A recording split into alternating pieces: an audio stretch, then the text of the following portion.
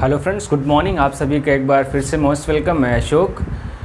पिछली क्लास में हम लोगों ने देखा था कि यूपी ट्रिपल एस सी पेट के एग्ज़ाम में पूर्ण संख्या से रिलेटेड कौन कौन से टॉपिक आ सकते हैं, और हम लोगों ने एक टॉपिक ख़त्म भी किया था, वो था सम संख्या, विषम संख्या, भाज्य और अभाज्य, है ना।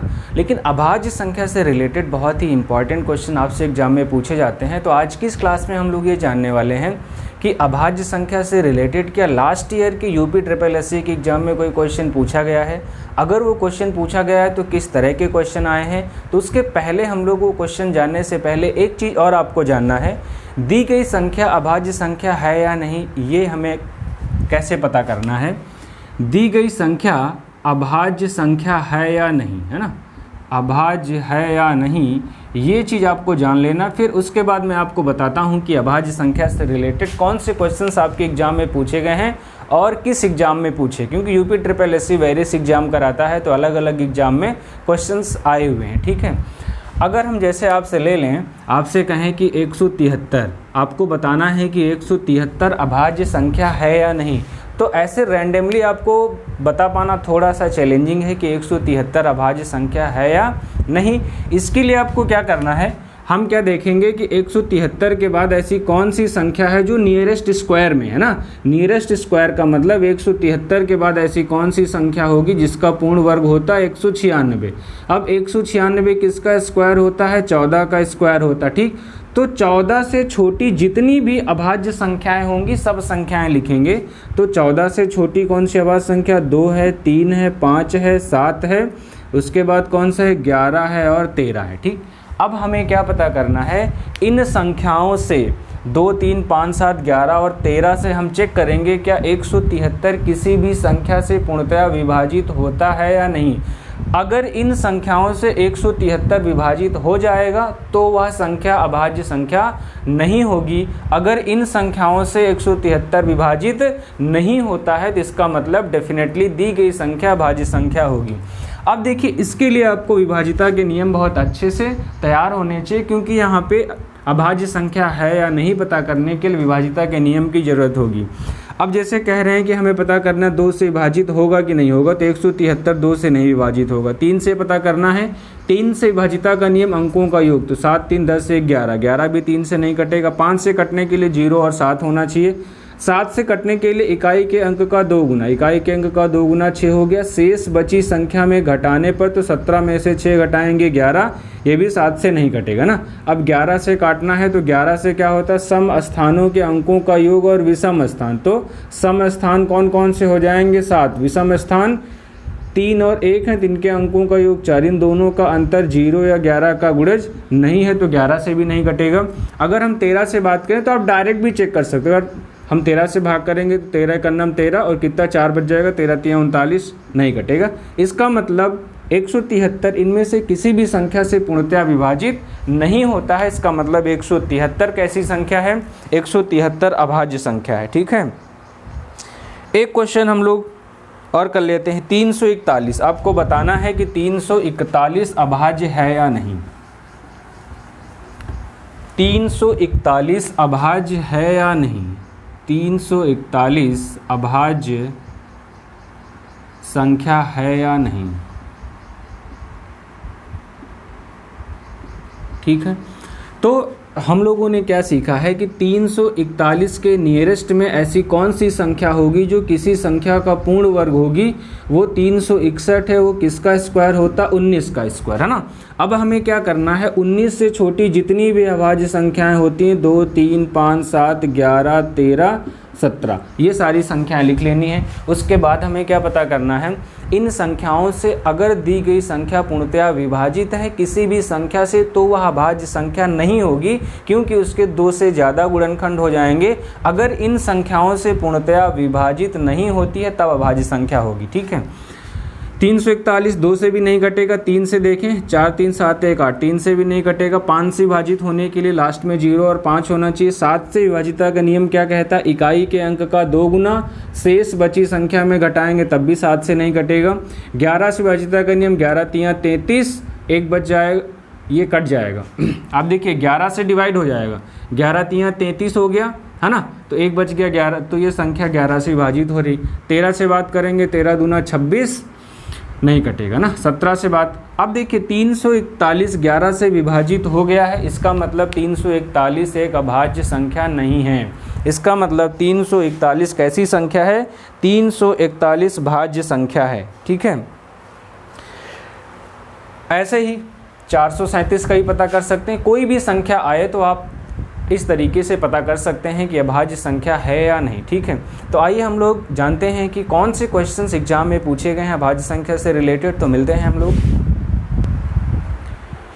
क्वेश्चन ये रहा आपके सामने, अभाज्य संख्या से रिलेटेड कौन सा क्वेश्चन पूछा गया और किस एग्जाम में आया है। तो एग्जाम है लोअर का जो री एग्जाम हुआ था, लोअर पीसीएस के री एग्जाम में, और एग्जाम की डेट क्या थी? 2019। 2017 का लोअर का पेपर था, 2019 में एग्जाम हुआ था। यूपी ट्रिपल एससी कंडक्ट करती है और क्वेश्चन ये पूछा गया कि दो अभाज्य युग्म संख्याओं a-b और a+b के लिए ए और बी क्या है। कितना बढ़िया क्वेश्चन है। अगर आपने अभाज्य संख्या से रिलेटेड पूरी जानकारी नहीं है तो आप इस क्वेश्चन में सिर्फ आप अंधी लगाने वाले हैं, सिर्फ अपने मन की लगाने वाले हैं, क्योंकि अगर आपने बेसिक नहीं सीखा हुआ तो क्वेश्चन आपसे नहीं होने वाला। देखिए यहाँ पे अगर हम अभाज्य संख्याओं की बात करें तो एक तो आपको बताया गया था को प्राइम नंबर, जिन्हें हम क्या कहते हैं? सहअभाज्य संख्याएं। तो मैं इनको इंग्लिश में भी लिख देता हूँ, ठीक है। युग्म अभाज्य संख्या को क्या कहा गया था? ट्विन प्राइम, है ना। युग्म अभाज्य संख्या को क्या कहा गया था? Twin prime. और भाज्य संख्याएं हैं तो कंपोजिट नंबर, और सम संख्याएं हैं तो इवन नंबर, ठीक है। अब देखिए यहाँ पे क्या कह रहा है? युग्म अभाज्य युग्म संख्याएं। तो अभाज्य युग्म संख्याओं को चाहे तो आप इन्हें अभाज्य युग्म संख्याएं कह लो या अभाज्य जुड़वा संख्याएं ना। तो अभाज्य जुड़वा संख्याएं तो वो आपको बताया गया था ट्विन प्राइम, है ना। ट्विन प्राइम का मतलब जुड़वा अभाज्य, ऐसी दो अभाज्य संख्याएं जिनमें हमेशा दो का अंतर रहता हो ना।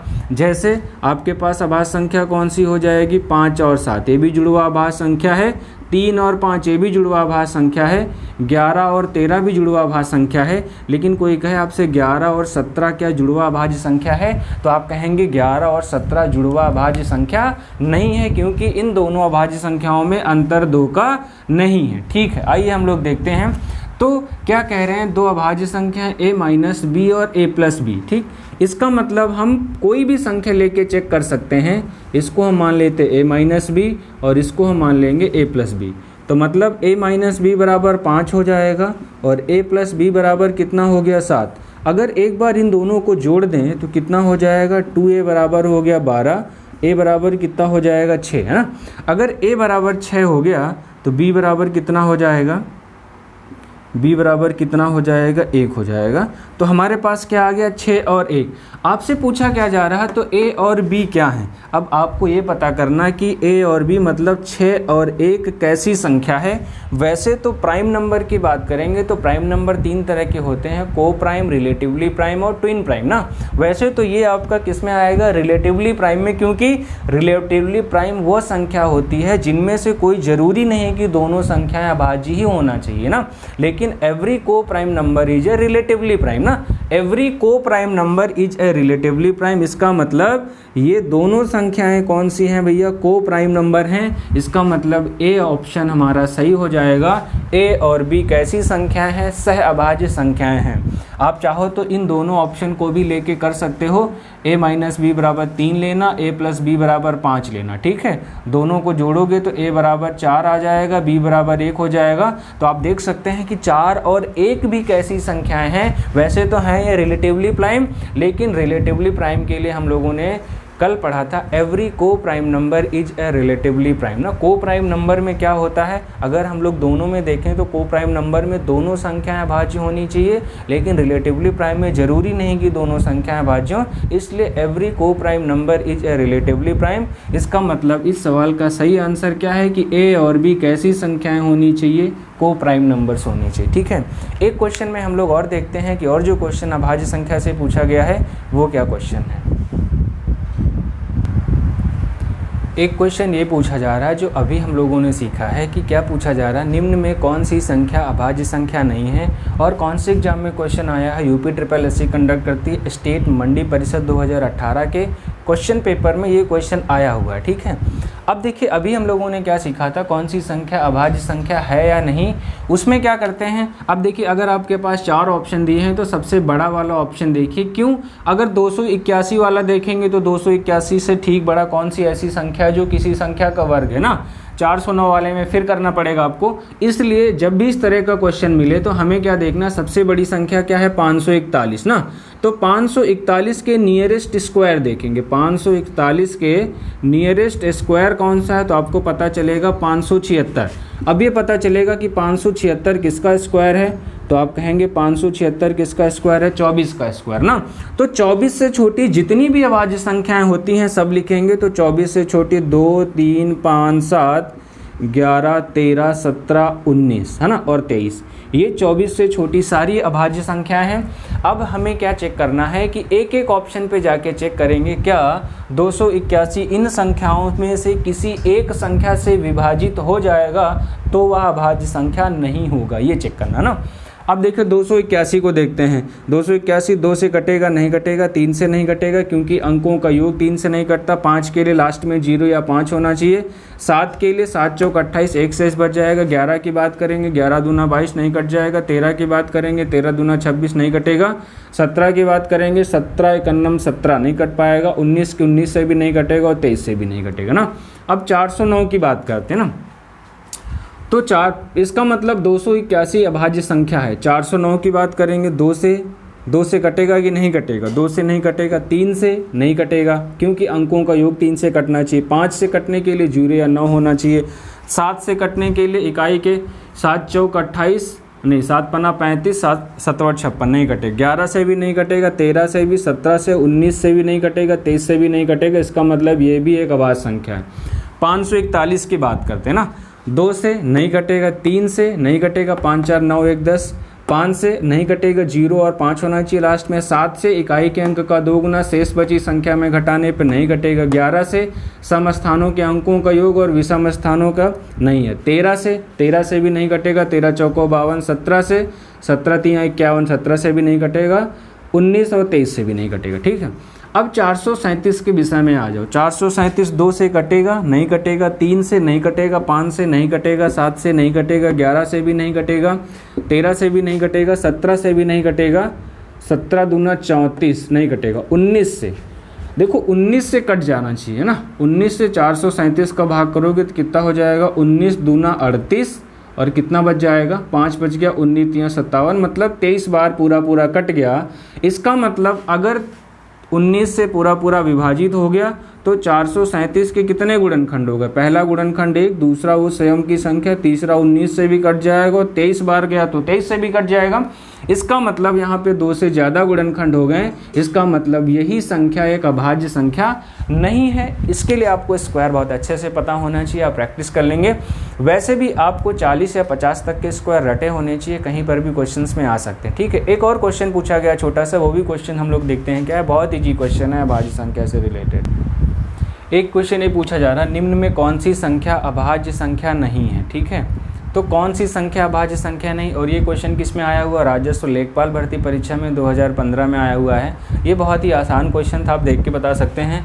कौन सी अभाज्य संख्या नहीं है, तो वही संख्या अभाज्य संख्या नहीं होगी जिसके 2 से ज़्यादा गुणनखंड अभाज्य संख्या नहीं है, जिसके 2 से ज़्यादा गुणनखंड होंगे। 31 के सिर्फ 1 और 31 गुणनखंड, 41 के 1 और 41 हैं, 51 के 1 और 51, 3 से कट जाएगा, 17 से कट जाएगा, 61 के 1 और 61। इसका मतलब अभाज्य संख्या नहीं है क्योंकि इसके 2 से ज़्यादा गुणनखंड है। तो ये सिंपल से क्वेश्चन थे। टॉपिक अभाज्य संख्या से रिलेटेड जो भी UPSSC का सिलेबस है उस सिलेबस के अकॉर्डिंग हम लोग कोर्स कवर कर रहे हैं और लास्ट ईयर के क्वेश्चन भी साथ के साथ आपको बताते चल रहे हैं ताकि आपको आइडिया रहे कि हमें भी इस तरह के क्वेश्चन एग्जाम के लिए प्रैक्टिस करने हैं। क्वेश्चंस कहाँ के मिलेंगे आपको, लास्ट ईयर के क्वेश्चन पेपर से मिलेंगे, लास्ट ईयर के जो पेपर आ चुके हैं या फिर प्रैक्टिस सेट से मिलेंगे। तो हमेशा किसी बुक पे नहीं भरोसा करना। मैं हमेशा से कहता हूँ कि अगर आपको अपनी बेहतरीन तैयारी करनी है एग्जाम के लिए तो किसी एक बुक के भरोसे नहीं बैठना है। अगर आपको भरोसा करना है तो 2-3 तरह के प्रैक्टिस सेट या लास्ट ईयर के क्वेश्चन पेपर पर कर सकते हैं। थैंक यू, मिलते हैं हम लोग नेक्स्ट वीडियो में।